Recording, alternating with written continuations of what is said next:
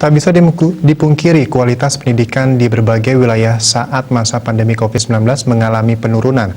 Perlu strategi dan inovasi lebih yang harus dibuat oleh kalangan pendidikan saat ini guna meningkatkan minat belajar para siswa.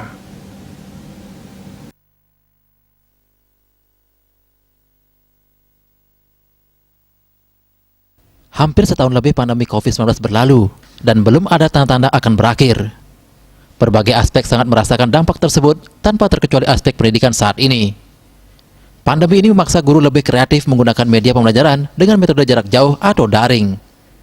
Akademisi Undiksa, Iputu Gede Parma menilai saat ini bukan saatnya mengukur kualitas pendidikan. Pasalnya kondisi ini hampir terjadi di semua wilayah.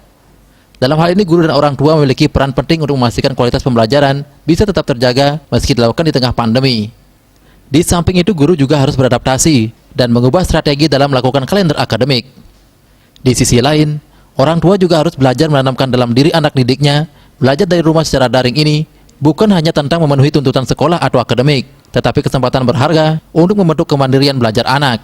Hanya saja saat ini butuh evaluasi bagaimana pendidikan jarak jauh atau daring lebih disempurnakan lagi, baik dari segi akses internet maupun sarana pendukung yang lainnya. Suatu alur garis besar bahwa pembelajaran ada merdeka belajar. Memang di situasi seperti sekarang sangat tidak ideal, ya, sangat tidak fair untuk kita menuntut kualitas dari pendidikan itu sendiri. Karena memang pemodelan pendidikan jarak jauh pasti dari sisi kualitas akan berbeda ketika pendidikan itu dilaksanakan pada situasi normal seperti biasanya. Nah, disinilah nanti peran yang saya melihat bahwa Tripusat Pendidikan ya di sini memiliki peran sangat penting. Jadi Tripusat Pendidikannya adalah pendidikan formal, informal, dan non formal.